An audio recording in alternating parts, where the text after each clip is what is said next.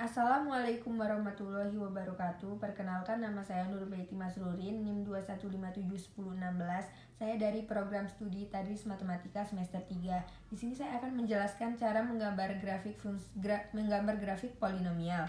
Dengan langkah-langkahnya, yang pertama yaitu menentukan titik potong sumbu X dan Y. Yang kedua, menentukan interval fungsi naik dan turun, di mana menentukan interval fungsi naik dan turun mempunyai syarat. Jika fungsi naik itu adalah turunan pertama X lebih dari 0, dan untuk fungsi turun, turunan pertama X-nya kurang dari 0.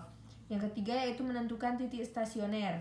Yang keempat, menentukan interval cekung atas dan bawah dengan syarat kalau cekung atas itu turunan kedua X lebih dari 0, kalau cekung bawah turunan kedua X-nya kurang dari 0. Yang keempat, masuk langkah menggambar grafik. Langsung saja kita masuk ke contoh soal, yaitu fx sama dengan 2x pangkat 3 plus 3x pangkat 2 min 2x min 3. Masuk ke langkah yang pertama, yaitu mencari titik potong sumbu x dan y. Di sini kita mencari titik potong sumbu y, di mana x-nya sama dengan 0. Langsung saja kita substitusikan semuanya. Dinilai x-nya sama dengan 0. Dan di sini semua hasil yang dikali dengan 0 adalah 0. Dan tinggal tersisa min 3. Jadi y-nya adalah 0, min 3. Sekarang kita mencari langkah yang kedua, yaitu fungsi naik dan fungsi turun, di mana turunan pertama X. Jadi fx sama dengan 2x pangkat 3 plus 3x pangkat 2 min 2x min 3. Turunan pertamanya yaitu 6x kuadrat plus 6x min 2. Karena 6x kuadrat dan 6x tidak bisa difaktorkan, kita mencari hasil x1 dan x2 nya menggunakan rumus minus B plus minus akar B kuadrat min 4AC per 2A, di mana A adalah 6, B adalah 6, dan C adalah minus 2. Nah, di sini sudah kita masukkan nilainya semua. Nah, dapat hasil yang ini. Ini kan plus minus, jadi X1-nya adalah min 6 plus 21 akar 2 per 12, dan X2-nya adalah minus 6 min 21 akar 2 per 12. Kita operasikan satu-satu dari X1 ke X2, dan X1 kita peroleh 0,26, di X2 kita peroleh min 1,26. Setelah hasil tadi kita dapatkan min 1,26 dan 0,26, di sini kita titik ujikan, di mana titik uji X-nya kita ambil dari nilai yang lebih dari 0,26 dan kurang dari min 1,26. Jadi di sini titik ujinya adalah min 2, 0, dan 1. Di titik uji min X sama dengan min 2 kita mendapatkan hasil 10, dan 10 adalah lebih dari 0. Di sini disebut fungsi naik. Yang X sama dengan 0, kita mendapatkan hasil minus 2, di mana minus 2 adalah kurang dari 0, jadi disebut fungsi turun.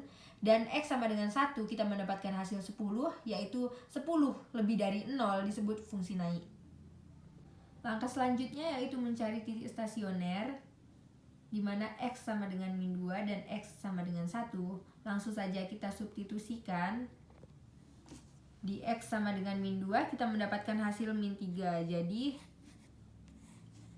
mendapatkan titik min 2, min 3. Nih, min 2, min 3. Terus yang X sama dengan 1 kita mendapatkan hasil min 1, 0.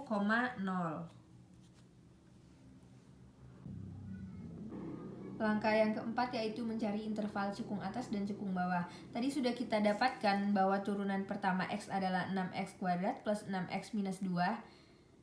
Dan di sini kita masukkan ke turunan kedua, yang kita dapatkan hasilnya adalah 12x plus 6. Tadi kan syarat turunan kedua X adalah sama dengan 0. Jadi kita langsung saja tulis 12x plus 6 sama dengan 0. 12x sama dengan min 6. X sama dengan min 6 per 12. Dan kita sederhanakan menjadi minus 1 per 2. Langsung saja kita titik ujikan, di mana X sama dengan 0. 12 dikali 0 plus 6 sama dengan 6. 6 adalah lebih dari 0, di sini disebut cekung atas. X sama dengan min 1, jadi 2 dikali min 1 plus 6. Kita dapatkan hasil min 6, di mana min 6 adalah kurang dari 0, di sini disebut cekung bawah. Langkah selanjutnya yaitu mencari koordinat titik belok. Dan maaf, saya waktu pertama tadi lupa menyebutkan kalau langkah yang harus kita cari juga ada koordinat titik belok. Sebelumnya kita sudah menemukan interval cekung atas dan bawah yaitu min 1/2. Jadi X-nya adalah min 1/2. Langsung saja kita substitusikan ke fx sama dengan 2x pangkat 3 plus 3x pangkat 2 min 2x min 3. Kita mendapatkan hasil seperti ini. Ini kita per 1, min 2-nya kita persatukan karena di sini per semua.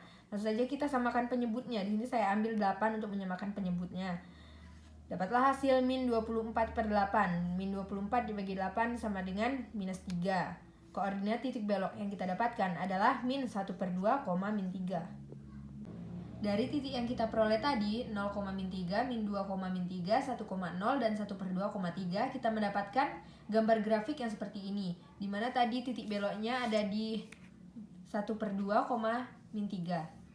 Jadi gambar grafik yang kita peroleh adalah seperti ini. Sekian, itulah penjelasan dari saya. Lebih dan kurang saya mohon maaf. Saya akhiri. Wassalamualaikum warahmatullahi wabarakatuh.